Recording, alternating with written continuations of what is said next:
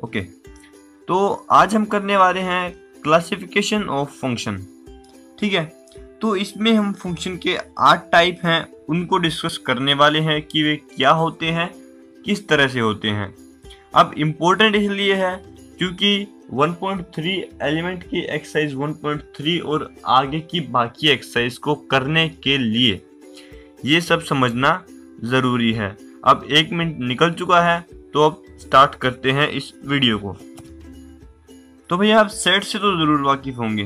तो सबसे पहले हमारे पास आता है फंक्शन का पहला पार्ट, इनटू फंक्शन, जिसमें हमारे पास x और y दो सेट है जिनके बीच रिलेशन है फंक्शन x रिलेट y।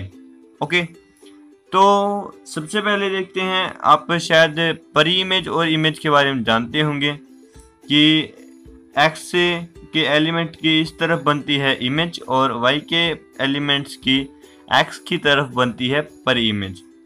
तो इनटू फंक्शन के अंदर क्या होता है कि जब इनटू फंक्शन क्या कहता है कि y की तरफ कम से कम एक ऐसा फंक्शन होना चाहिए जिसकी कोई भी परी इमेज ना हो, जिसकी कोई भी परी इमेज ना हो, उस फंक्शन को हम इनटू फंक्शन कहते हैं। जैसे यहाँ पर आप देख सकते हैं कि 3 एक ऐसा फंक्शन है जिसकी कोई भी परी इमेज नहीं है।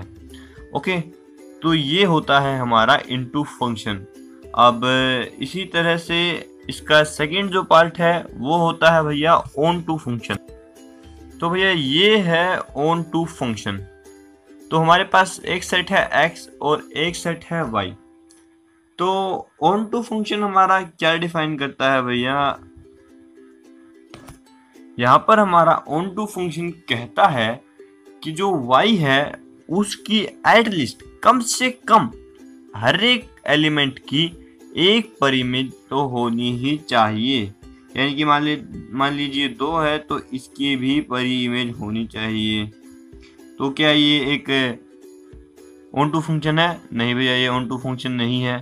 ये ऑन टू कब होगा? जब 3 की भी कोई परी इमेज होगी। मान लीजिए ये इसकी हमने परी इमेज बना दी, इस केस के अंदर जो है ये हो गया एक ऑन टू फंक्शन।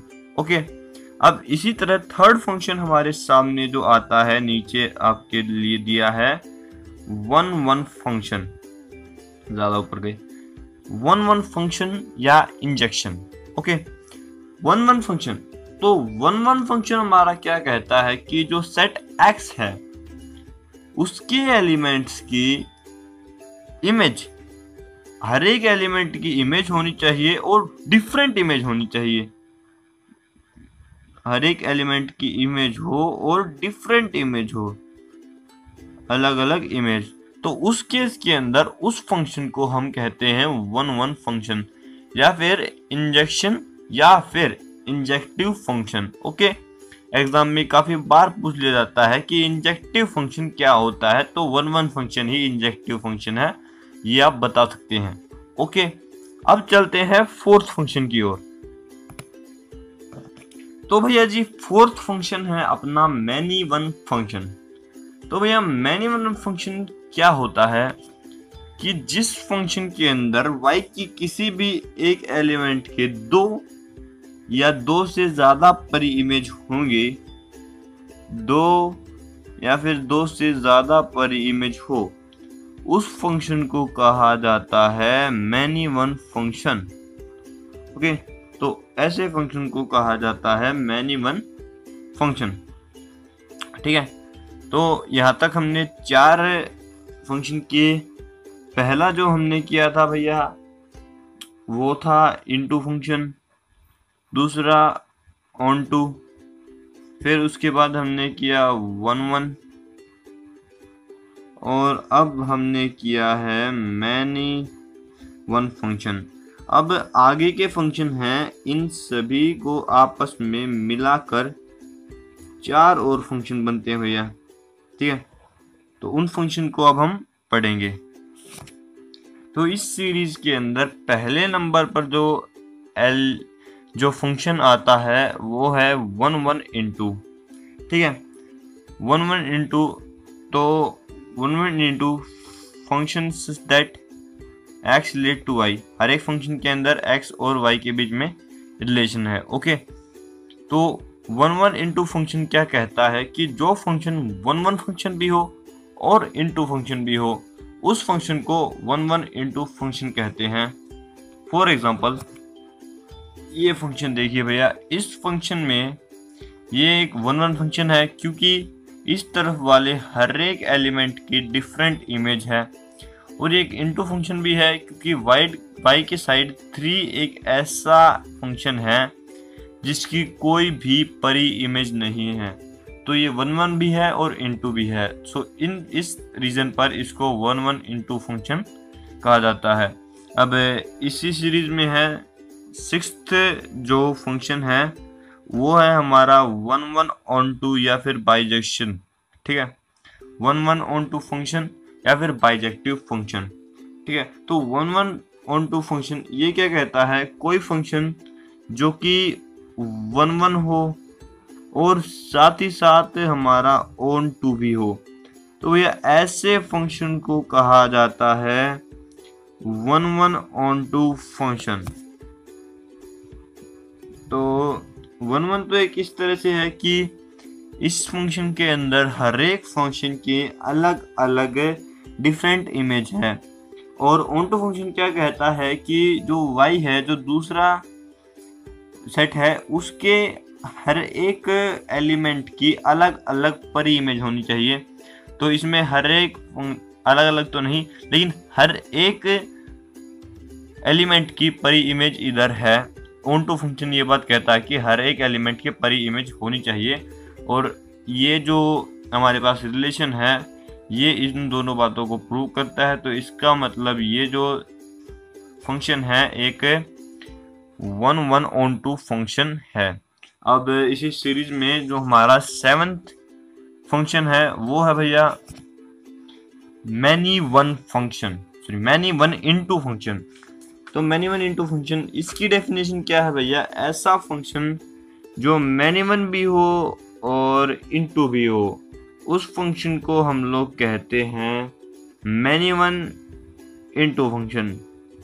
तो भैया इधर देखिए, ये जो हमने एग्जांपल लिया है ये एक मैनी वन इनटू फंक्शन है।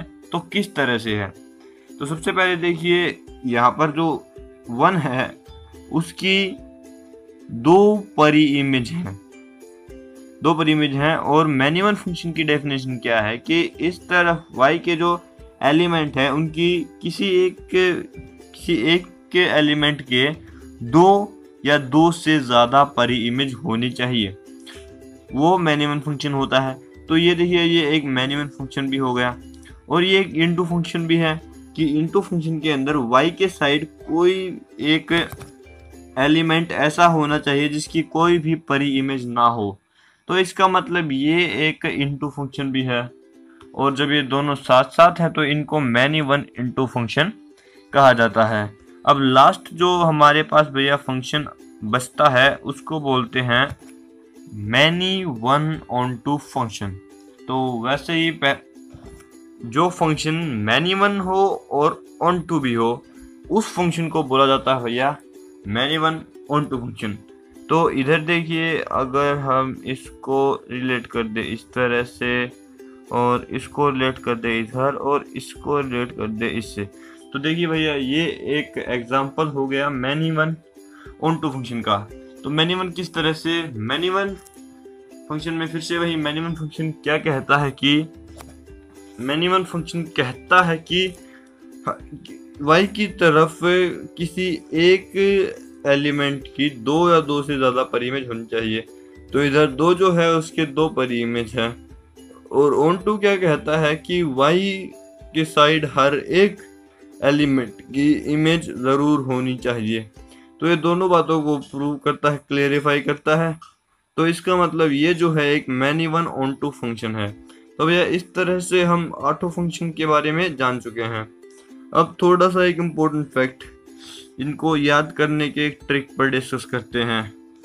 तो भैया अगर आपने थोड़ा सा भी गौर किया हो तो जो हमारे पास सबसे पहले फंक्शन आया onto, sorry into function आया, और उसके बाद आया था हमारे पास ऑन टू फंक्शन।